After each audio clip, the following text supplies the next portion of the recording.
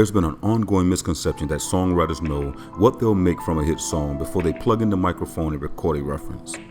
Let me say this to you, that can't be further from the truth. See, the truth is, most songwriters are writing the music to relate to people. They're writing music just like a poet in hopes that their music will be captured in the moments of people's heart and or situation that they may be going through. An example will be someone walking the beach and feeling the sand between their toes, holding a newborn baby that's just come into your life, walking through a field of flowers. See, real songwriters are expressive.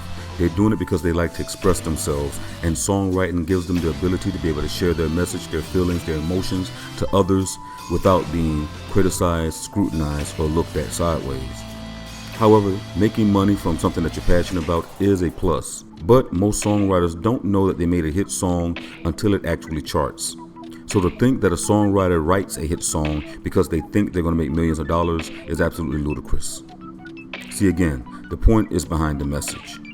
And if it happens to make us hundreds of thousands of dollars or millions of dollars, it makes it even so much better.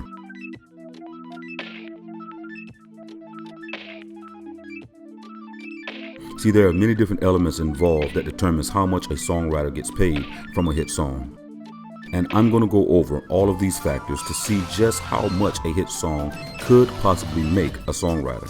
However, I'm going to suggest that you watch the entire video so that you can have all of the factors and elements that will determine what a hit song actually is and all of the sources of income that you will be getting from a hit song. Peace and blessings, guys. My name is SG1 from the Grammy Award winning team, the Piecemakerz, and welcome to my channel. If this is your first time to my channel and you want to learn about the insider's tips and music business secrets that the music millionaire and elite keep to themselves, then make sure you subscribe to this channel because I'm teaching all of that and much more.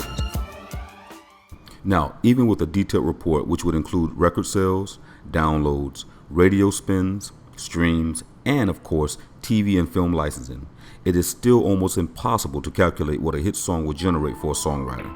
You'd almost need a Chinese mathematician or an AI constantly computing the ever ongoing data that it would be receiving from sales, streams, and the likes.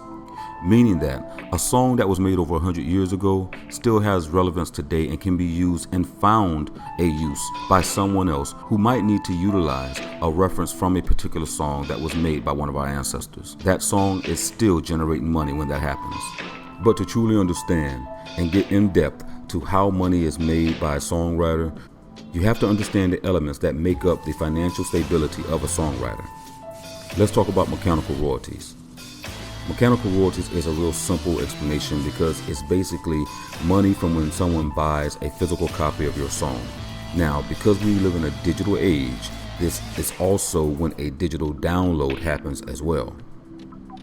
Now in the US, it was typical for record labels to have the responsibility of actually paying the songwriters on a fixed rate. Now I've taken this example from online, and basically let's say Bob Dylan released a new 10-song album. He turns around and sells 1 million copies of a 10-song album. The label would typically owe Bob Dylan $91,000 for letting them publish his 10 songs. Now that figure is determined based on the standard rate of 0.091 cent per record sold, which is the typical rate that record labels tend to give artists for each sale.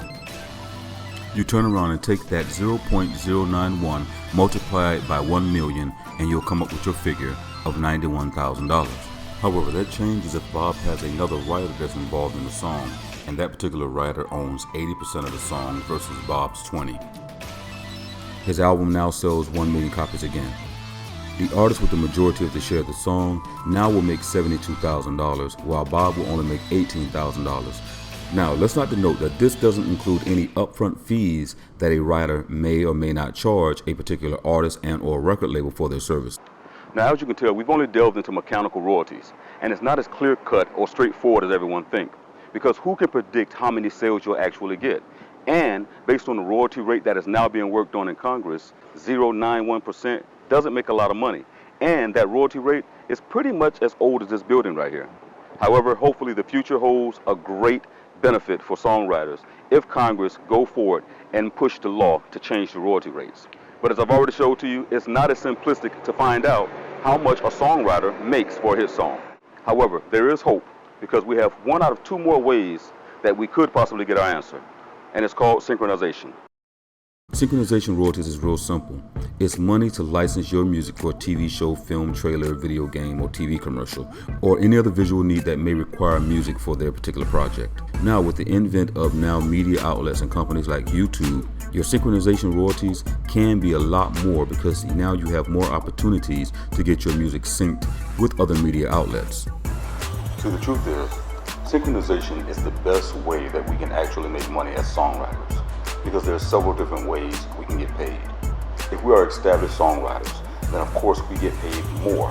Our percentages are higher. Even our upfront fees are higher. If you are an establishing producer or songwriter, then of course you'll take less money on the synchronization license. Let's jump into performing rights. See, performing rights royalties is the other way that songwriters make money, and that's based on radio spins. Radio spins, performances, live performances, anything where the music is actually being played on a venue or in a venue like an arena or a restaurant or even an elevator. However, most of the royalties that come from performing rights royalties is actually from radio spins. The details behind the radio spins is another situation where it's hard to pinpoint exactly what you can make from a hit song due to one simple factor. Most radio stations, when they play your music and or people license your music from your performing rights organization, which is ASCAP, BMI, or CSAC, they're probably using a blanket license. And if they're using a blanket license, and if you don't know what a blanket license is, it's basically a flat rate option to use music out of a catalog from a particular PRO. So what does that mean for us as songwriters? If you have a hit song, you're going to get paid based on a quarter. There's a report that's sent out to the performing rights organizations with a breakdown of each song that's played per radio station. And let me simplify it even better than that. Nowadays, most radio stations are affiliated with a particular network. Let's say, for example, Clear Channel. So Clear Channel sends out a report to your performing rights organization, along with other organizations that chart and record the performance spins request of said music. And either yearly or bi-yearly, they also send out a large lump sum check for the use of the catalog music from your performing rights organization. Now, once the bills are paid, they take the report that's sent to them by the said Clear Channel, then they determine who's owed what based on how much spins or how much usage their music was used in a particular network. Simple enough, right? So if your music loses popularity or never had popularity at all, you can't necessarily say or depend on what you may get. It puts songwriters in a very bad situation because you don't have a set figure that's going to come in every month like a regular job where you know you're getting paid weekly X amount of dollars for so many hours. So songwriters tend to have to constantly be working or find themselves working to make sure that they can at least maintain a level of comfort in their lives. Not necessarily knowing what your check will be for a said artist or a song that you've written for a said artist is one of the most uncomfortable positions you can be as a songwriter. Now guys, I know that I did something different in this particular video, and I switched it up a little bit to be able to explain to you guys how much songwriters actually make. And like I said to you before, we can't come up with a definitive figure. Now, it is possible to just look at a songwriter's net worth. However, that does still not tell you how much you will make off a hit song.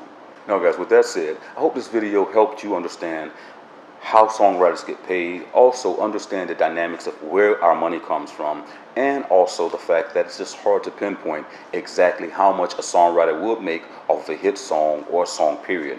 Alright guys, this is your man SG1 from Music Millionaires TV and the Piecemakers, and I hope this particular video helped you out. And if it did, make sure you give it a thumbs up, and if this is your first time to my channel, make sure you subscribe, because I'll be coming back with more information like this to help you guys understand the music business and help you get a grasp of the music life. With that being said, music is life. We out.